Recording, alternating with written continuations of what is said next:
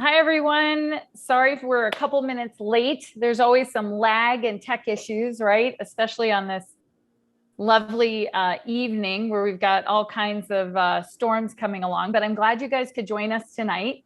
I am super excited because I'm here with my son, Mitchell Dernberger, and I'm super excited about interviewing him and talking to him about all of the obstacles that he's overcome. Mitchell is truly one of the most hardworking and diligent kids that I know. He wouldn't say that. He's probably going to get embarrassed because mom is, going to brag on him a little bit tonight.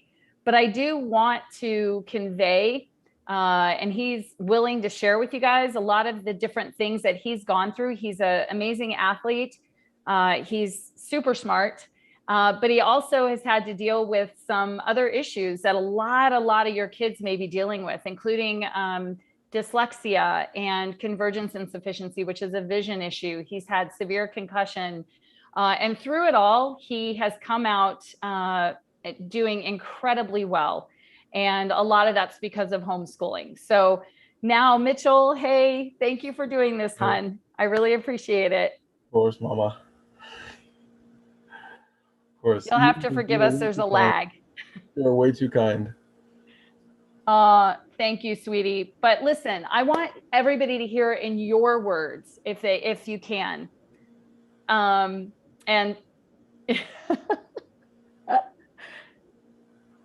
In my words, what?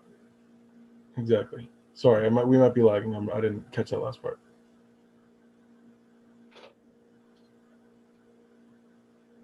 Can you hear me? I can. There's so much lag here. Okay. In my words, what? I'm sorry. I must not have caught you as well. Okay. So this is hysterical. So in your words, can you share with everyone what you've gone through in terms of starting even back at the beginning of homeschooling, all of the different things that you've gone through, whether it be the food allergies and all those issues, and how homeschooling really affected how you've become successful today? Okay. Well, considering homeschooling is probably the only reason I'm successful today, that's pretty easy. Sorry, I'm all shaky right now. I guess back starting when I was even in preschool, I had issues reading. I didn't really think about it at the time, but I would throw a book down, I'd get all upset, and I'd say I'm never reading again, ever. And I think that's relatively common with kids. I know my mom kind of was like, okay, well, I've got three older kids, and at least a couple of them did that a few times. But I would do it consistently, to the point where I refused to read outright. And my preschool teachers, I was still in school at the time. My preschool teachers told my mom about that, and they said, "Oh, it's normal." He got upset, he got mad, but it's no big deal. He'll learn to read. But there's a problem here. We don't know. And as I got older, I would start to read. I would only read one book, Go Dog Go. Always Go Dog Go. That's it. Probably because I memorized it, so that I didn't actually have to keep reading new books, because it would always frustrate me. I'd get so angry, I'd get a headache, but I couldn't articulate what was going on. I would just get mad, I'd close the book, I'd throw it down on the bed, I'd do whatever. And my mom realized that. Going into homeschooling, she saw that there was something wrong. As the months went on, as we were doing more work, I was doing really well in math. I was learning all of this other stuff very quickly, more quickly than most would, but I still couldn't read or write very well. I couldn't figure out how to put the letters down in the right form. I couldn't put them in the right order, and I couldn't make them the right size. It was kind of ridiculous. So she decided she was fed up with it. Everyone was saying it was okay, he's just learning, but she knew something was wrong. And that's only because of homeschooling. Because we spent so much time together, she was realizing that there's actually something up. There's some processing issue. There's something wrong where it's not computing in his head. So she had me tested, and we found that I had something called convergence insufficiency. I also have dyslexia, but we had no idea about that until I was 12 or 13. Convergence insufficiency means that my eyes don't work well together at all. One eye can be focused, one eye's looking this way. On an eye tracker, as I read, my eyes will shoot around, going crazy. They're just not strong enough to focus. And so that's where the issue was coming in. I would start reading the wrong line in a book. I would read the wrong letters. That was the dyslexia. I would get headaches constantly, every single day. So she spent hours and hours doing research, reading books, talking to doctors as I sat there and played with my older brothers to learn how to help me read, how to help me function, because everybody needs to be able to read and to write, but I wasn't learning the normal way that somebody my age would. And that is the number one best thing about homeschooling, is that a parent or a advisor, somebody that is working with the child, can look at them as an individual, not see them and say, hey, this is how everybody learns and this is the way you're going to learn in this class. It's saying, how does this child learn the best, and how can we help them succeed in the things that they're not as strong at? And that's the only reason I'm at where I am today. I'm currently in college. I guess I should toot my own horn a little bit. I'm doing very well in my classes, socially. And that's all because I learned how to learn. It started with the convergence dysfunction and learning how to overcome that through different eye exercises to strengthen my eyes so I get fewer headaches and I'd be able to focus for longer. And it continued through learning about my eating. I've got so many eating issues. I've got allergies to many different foods that we didn't know about, and that would cause chemical imbalances in my brain, which would make me react extremely emotionally, extremely strongly to everything. Whether that was me having a headache because I was reading, or whether it was because my brother flicked me and I punched him back. I would overreact to everything. I couldn't control myself. But then 5 minutes later, I'd feel horrible about what I did, and I couldn't figure it out. And I would have these other migraines. So then all of the food stuff came into play. We had to learn how to cook all of these other foods, and oh my gosh, I can't tell you how many hours my mom spent in the kitchen making new foods that turned out good sometimes. Sometimes they turned out well. Sometimes they did not turn out very well.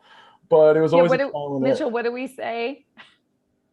It reminds us of. Yes, it reminds us of this. When someone says, "Hey, is that gluten-free pizza good?" Yeah, it reminds me of pizza. Yeah, definitely. And that's kind of the mark of good food when it comes to that.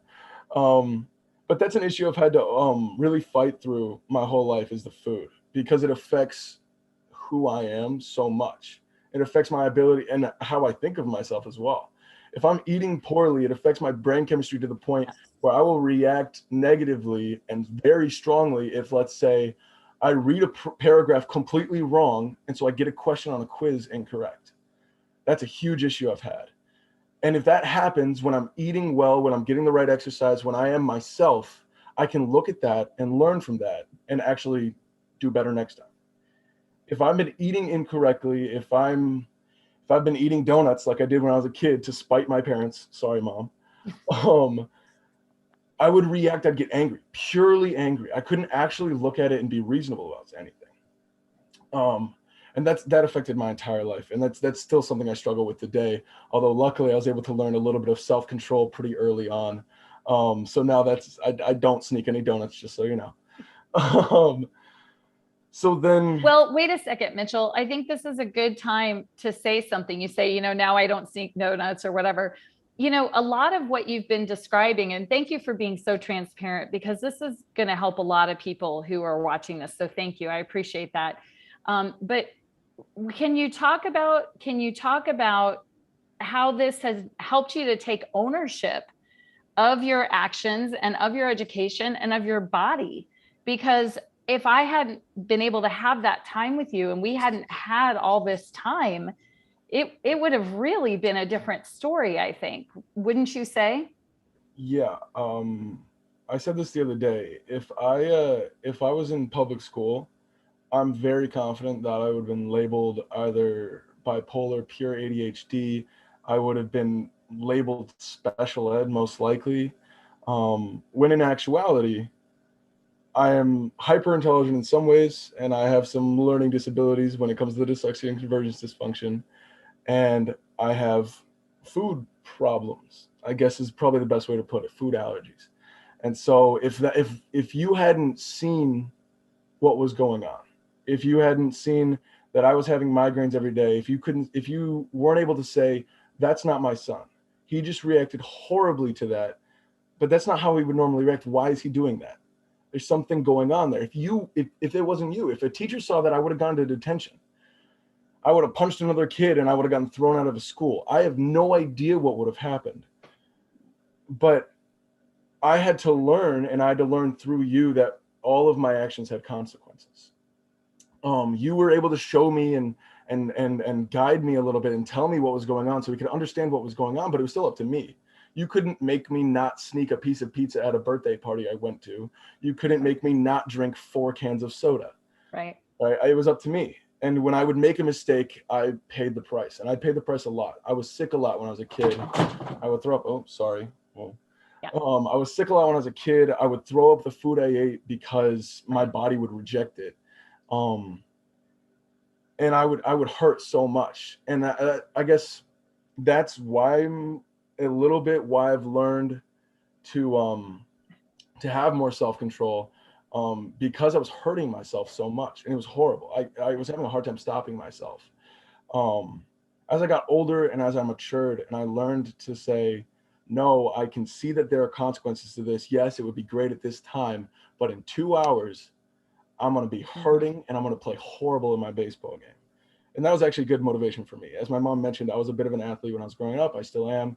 And it really affected my sports, even my reading. I would have to adjust my school schedule to what sports I had that day. Because if I worked my eyes very hard with reading and writing, I wouldn't be able to track the baseball. And baseball was my love. Baseball was my passion. I was pretty good at it.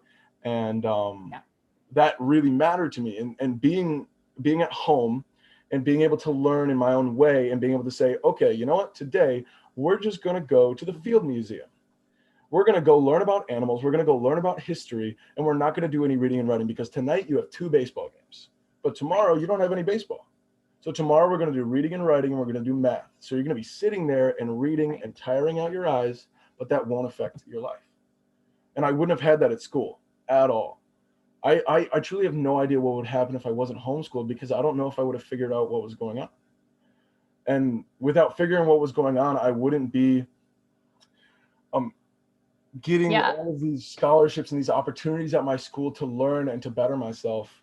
And I really don't know what my life would have been like. Mitchell. No, please go ahead. Go ahead. Oh, I was just going to say that you mentioned earlier I had some concussions. That's probably the next biggest thing that I've had to overcome and deal with is I've had a few concussions, and one, my sophomore year of high school, was particularly bad. I hit my head on a table. Please don't ask me how that happened. It's extremely embarrassing. But basically I hit my head on a table and I gave myself a traumatic brain injury, TBI.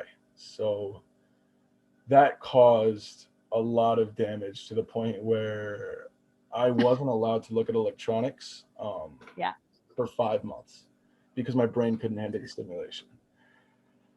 And as a sophomore in high school and that going into summer, that was really hard because not only could I not look at electronics, I couldn't stand up without getting a head rush and almost passing out. I could barely walk downstairs to get food. I had to have so much stuff done for me.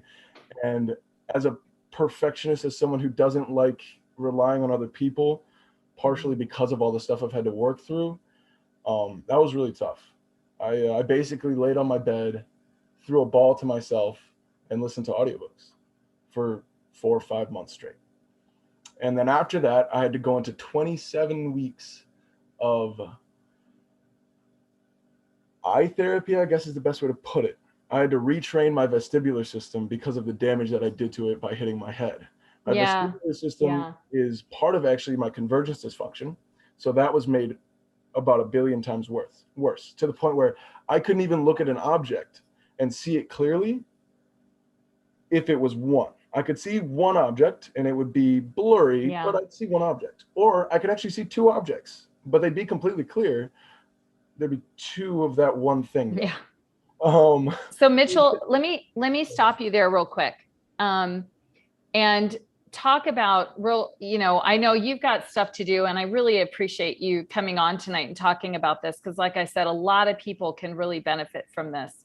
And I want you to talk a little bit about, because as a result of this episode, right, with your concussion, you were also going into starting dual enrollment classes at Harper. And so as a result of this and your other learning, atypical neuro learning, right, or whatever all the phrases they use, we worked with the ADS office at Harper. Talk about how this has helped you to become an advocate for yourself, and how this has grown you in terms of your ability to really just function as an adult out in the world. Okay, so I want to start this by saying I think everyone remembers a time in their life when they refused to talk on the phone to people because they were embarrassed, right? That's kind of how everyone is in high school, in middle school. It's, oh, don't give me the phone. It's grandma. I don't want to talk to her. Oh, please don't make me do that. Don't make me do that. You know, that's kind of the way I look at advocating for yourself and actually expressing what's going on, right? And to talk to people and try to help yourself.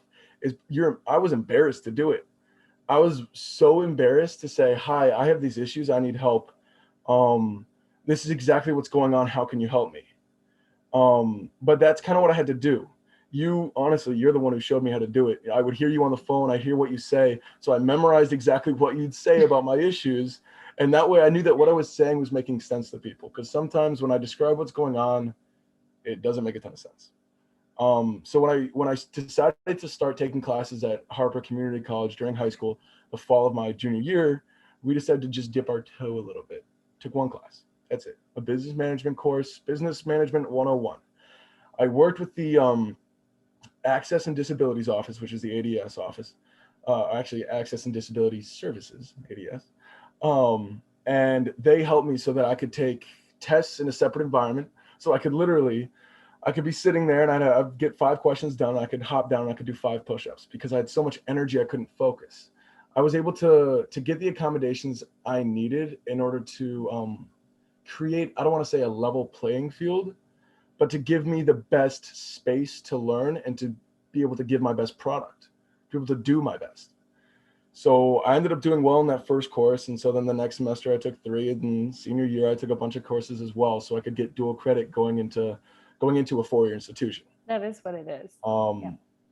As you said, it was very hard going into Harper after the concussion, because I was basically back at square one. In fact, probably farther back. Yeah. I can remember when I was 5 and 6 trying to learn to read and trying to learn all that stuff. Before that, it's a little blurry. But I remember how horrible it was sitting on my bed with you next to me and reading and trying to figure all that stuff out and slamming my book and you getting me to open it again. That's how I felt again at the age of 16. And that's just not how it's supposed to be. So honestly, I got really down on myself because I felt that I couldn't do my best. I would be able to function. And honestly, I was still functioning higher than the average in my class. So no one really saw an issue, but I knew that I'm better than that. Just because I'm better than the average doesn't mean I felt that I was doing my best, and I hated it. I got so down on myself. Then as I got into eye therapy and I was working harder and I started to see progress, that was so helpful. As I saw that I was still doing well on my tests, it was really kind of boosting me up. I don't take affirmation very well until I've actually achieved something. Because if someone says, oh, you're doing great, and I haven't seen what I really think I can do, I'll just shrug them off. It doesn't matter to me because I know I should be doing better and I can do better, and I haven't hit that level yet. And I started to just kind of come to more of an understanding of myself a little bit, because I had to say, listen, I can't control some things. And that is really hard to admit, that I can't control some things. I have to do the best I can with what I've been given. And I love that. And sadly, I've been given some tough Mitchell, stuff. that's really important. I think that's powerful that you were saying about that you've come to an understanding of yourself more. And isn't that what all of us parents want? Is we want to empower our kids and empower each one of us to really be our best selves. And because of homeschooling, I think your dad and I were able to help you with that and to really push that help you reach your potential and help you to see that you're not stupid, you're not whatever, right? And I am going to brag on you a little bit here, because throughout all of this, Mitchell worked very, very hard. And I also worked behind the scenes to get him the accommodations he needed with the ACT. And he got a 32 on the ACT, which is no small feat, but it is what he is capable of. And it's because of being able to work myself, not leave it to the school system. As a matter of fact, when I got him a seat at the schools, because I had to find a place that could test him, that was on me. And at 3 different high schools in our district, they literally said to me, who in the world got you these accommodations? And I said, well, I did. And they said, that's crazy. How did you do that? Because we have never been able to get this level of accommodations for any of our students. And I just want to share, it's because nobody cares more than your parent, right? That for their child. And I did what I had to do to make sure he had that level playing field.